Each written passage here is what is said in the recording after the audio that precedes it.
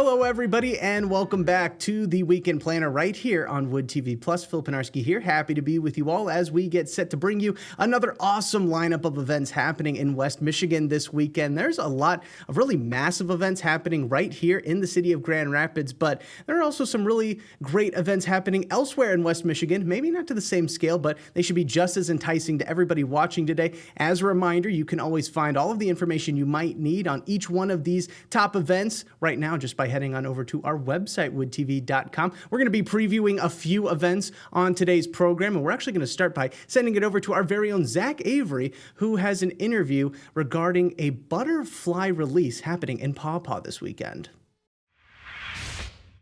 Hi, Rachel. Thank you so much for joining us. We're very interested in learning more about the Memorial Butterfly Release event happening in Paw Paw just this Saturday. It's my understanding that this event, it's a part of your work with the Centrica Care Navigators Group. Correct. Can you tell me a little bit about this Memorial Butterfly Release event and what people can expect? Sure, of course. So each year we hold a couple of these events across Southwest Michigan. This year we are holding the first one May 16th in Paw Paw, Maple Lake Amphitheater. We are going to have multiple members of our grief support team there, as well as one of our music therapists who will be playing music, and one of our chaplains will be doing a reflection. In addition to that, we have butterflies that we use as a symbol to remember and honor those that we have lost and loved. So this is a beautiful event that we do outdoors, and it is something that we look forward to be able to share space and memories with people in our community. Well, that sounds really nice. Have you done it many times at the Maple Lake Amphitheater there in Paw Paw, or is this your? We have done it a couple years there. Yes. Yeah. Okay. Is it usually pretty popular then when you do it? So this will honestly be the first one that I've attended at that location. Okay. But I do believe we have had a good number of folks join us, whether they pre-register or it is also available as just a walk-in opportunity. If people are down in that area, they're welcome to stop by, be part of it. And if they prefer to get a butterfly, we'll have some extras there as well. Okay. Yeah, because the event itself, folks will arrive around 9:30. And like you said, people can just kind of walk by and it's free to attend. But if you're interested in participating in the actual butterfly release, it's like $10 to participate. Is that true? $10 for a butterfly. We are also selling some memorial butterfly ornaments if people are interested in those as well. And those are $20. But both are just opportunities that you can pre-register for and or purchase if you come. Okay. Well, the event is pretty close to Memorial Day. But it seems like kind of like a timeless occasion. I'm sure a lot of people who have some reason to be grieving might feel compelled to attend an event like this. Why is it important for your group to host these sorts of butterfly release events, and what can they do for people who do come out and attend?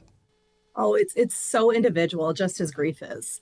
So as the manager of grief support services at Centrica, it's an opportunity for us to offer that support. And like I said, that space to members of our community to be with their grief and to take that opportunity to process however they feel they need at that time. And so we do have that support available there for those individuals that are available to attend. Do you have any sort of last words of encouragement for folks who hear about the event this Saturday, why they should come out and attend? I would say if you're thinking about it, do it, because it is truly what you make of it. And if it's something that you want to be fully present and engaged with, you can. If it's something you want to watch from afar, you're welcome to do that too. But just come with where you're at and what you need at that day. Well, great. Thank you so much, Rachel. Good luck with the event. All right. Thanks so much.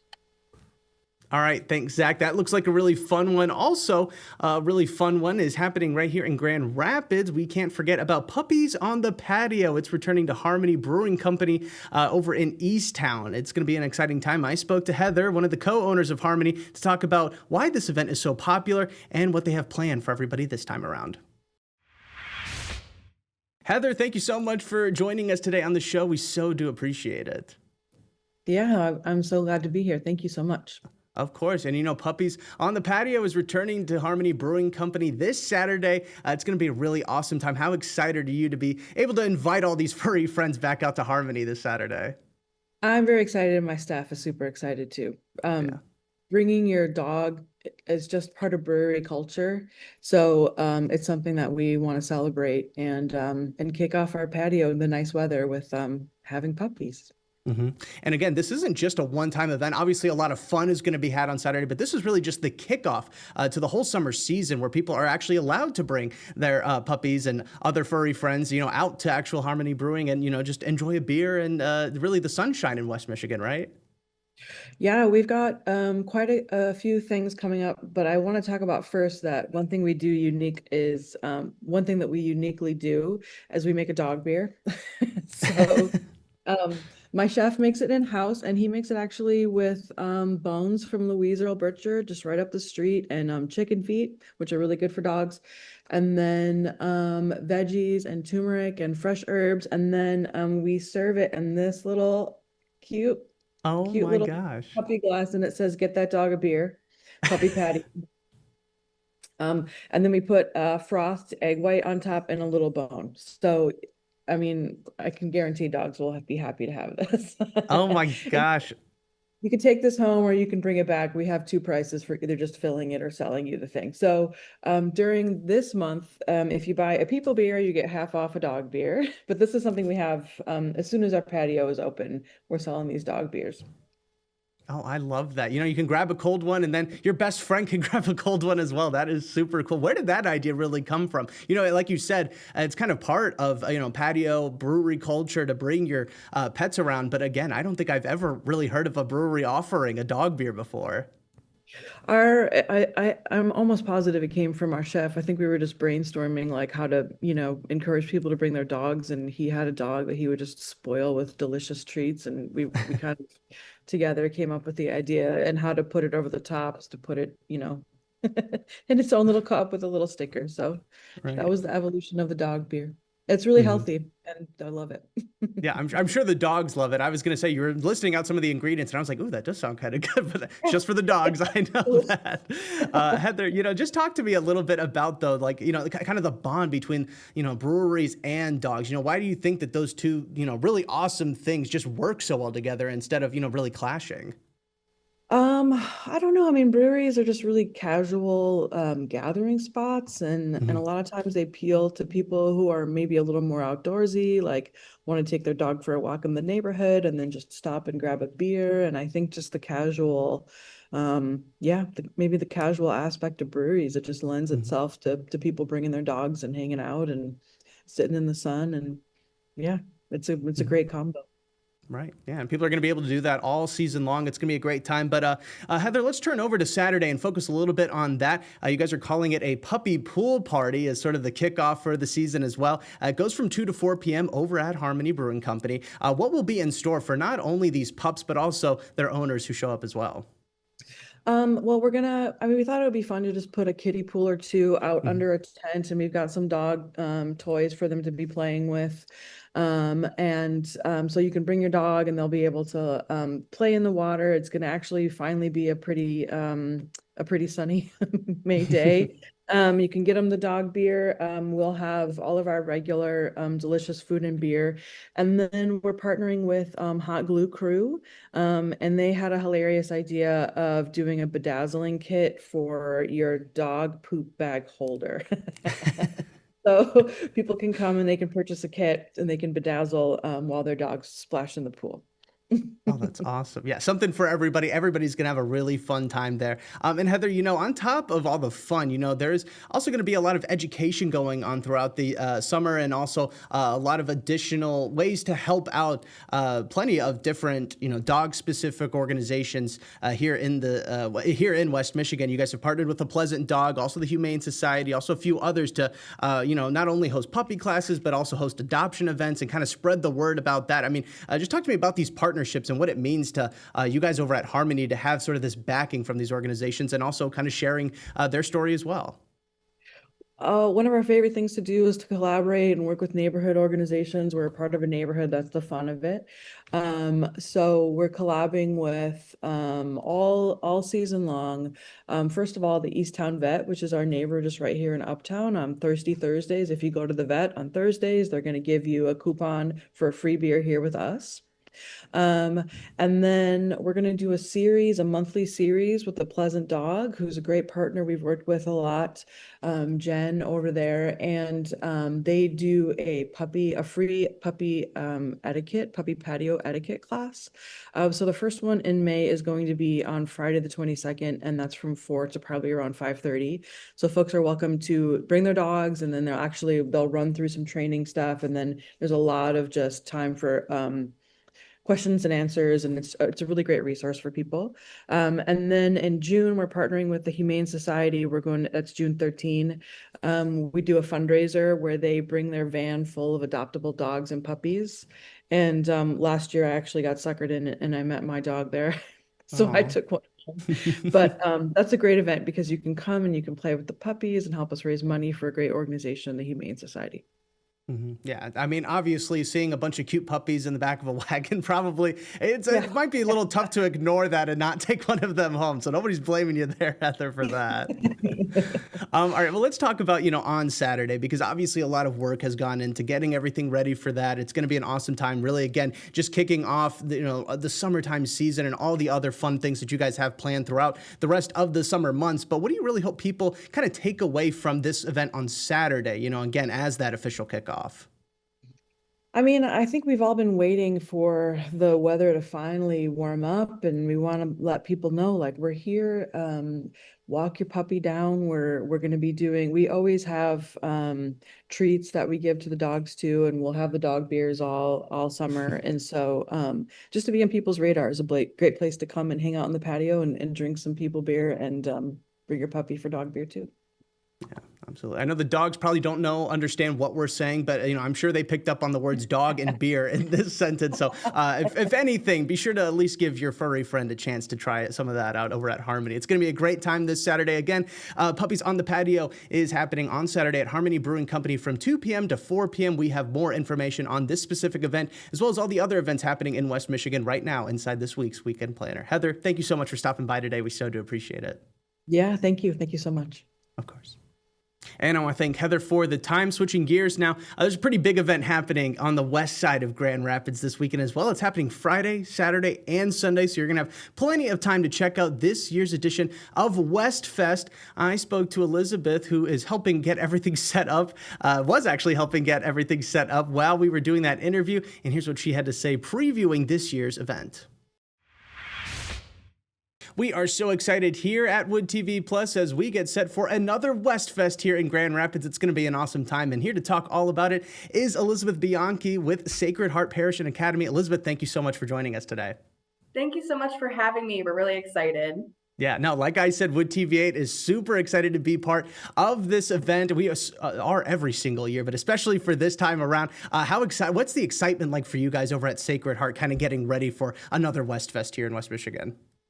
Well, all of our students at the school are always kind of chomping at the bit by the end of the week because they always know West Fest week is coming, and they actually get a half day off school on Friday for that first day of the carnival. So they're all really excited, and official setup has started there at John Ball Park this week. So all of the rides are arriving to the grounds, and it's always so much fun to see everything get brought over and start to get set up. And it's amazing how quickly they transform John Ball Park into a carnival, and it always helps build excitement, not just at the school, but throughout the neighborhood and the west side, because it signals the arrival of the carnival, and everyone knows what time of year it is. So it's all great. We're all excited.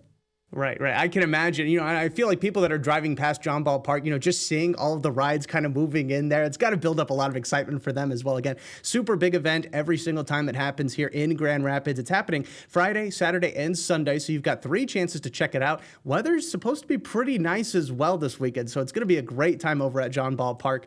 Let's talk about sort of that setup, though, if you don't mind, Elizabeth. You mentioned that rides and everything that's going to be part of this event is already kind of on its way and already being set up.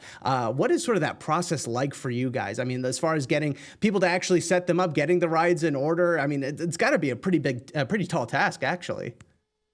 Yeah, so we work with Skirbeck Entertainment every year, and they are one of the most well-known and well-respected carnival companies, entertainment organizations in the whole state. So most carnivals that you see around the state of Michigan are actually put on by the Skirbeck family, and we've had a long-standing relationship with them. They are fantastic. They do all of that setup work for us. They have such a great array of offerings, both in terms of rides and in terms of food vendors. The rides specifically, which our school families really appreciate, are attractive to a wide range of ages. So you've got your rides for your little kids, your kiddie rides, super fun and cute, and then we've got some of the big exciting rides that our teenagers really love, and so they do a great job of intermingling those and laying them out throughout the space so that there's a little something for everybody, and different food offerings. You've got stuff that's a little bit more on the healthy side, as far as fair food can go, but then you've also got, the best of the best, fried elephant ears, the fried Oreos, the homemade lemonade and things like that. So just a great experience, something for everybody, and they do a really good job of making sure that there are offerings that, it's a little bit of something for everyone. So a lot of fun. Yeah, absolutely. I mean, we were just looking at some video of past West Fest and just seeing, all the different rides. I mean, there's Ferris wheels, tilt-a-whirls, really everything that you could possibly imagine at a carnival. It's going to be there. And again, all those great food options. I mean, I'm excited about the food personally, but I know a lot of people are also excited about those rides for sure. But let's talk about you, Elizabeth. I mean, what is your favorite part about West Fest? Or really, what's something this year in particular, I guess I should ask, that you're super excited and you think other people would be just as excited? Well, something that I love about West Fest, as someone who's part of the Sacred Heart community, is that we are always looking for things to offer to our broader neighborhood and the broader city of Grand Rapids, and honestly to all of West Michigan. And this is one of those events that really lets us give back to our community and bring lots of people in from all walks of life, all different places to our neighborhood, and provide something that we can all just get together and have a good time with. I really love that. I love this event for that reason. It's different than anything else we offer or do at Sacred Heart, and it's always such a joy to see such a wide range of people attend every year and come back every year. And this year in particular, I want to emphasize, because I always get this question, and this isn't different from years past, but it is free admission. You can get into the park and walk around and just enjoy the sights and sounds and people watching and just kind of the hubbub of the carnival for free. There is no admission, which makes it accessible really for everyone. Now you do have to pay for the rides, you have to pay for the food, things like that, but there is a playground on site at John Ball Park that some families just come, their kids play at the park, they hang out, they watch all the excitement of the carnival, and it just, there's something for everybody. And it's so nice that both our families from our school, as well as those families that live in the neighborhood, as well as people who are just carnival lovers, in Grand Rapids and West Michigan, can all come together for something, where they might not normally all converge in one place. So it's a lot of fun. Yeah, well, and I appreciate you mentioning that, Elizabeth, because that was going to be kind of my next question for you is, what are some of the things that people that, there are obviously going to be a lot of people that have shown up to West Fest before, and, this is just part of the yearly routines for their entire family, but this is probably going to be the first time a lot of people have also checked out West Fest. What would you like them to know, or really any tips or tricks that you think that they should know kind of going into this to make sure that everything goes off without a hitch? Yeah, we always recommend to, especially families, but really anybody who likes carnival rides, to invest in a wristband. It's just the better way to go. You can buy tickets individually on site, but every ride requires multiple tickets. So it's really just, it's a more practical approach, I guess, to get a wristband for for your children or for yourself if you love your carnival rides as an adult. I know I do. But you can purchase those wristbands ahead of time, which we also recommend doing just for ease when you show up to the carnival.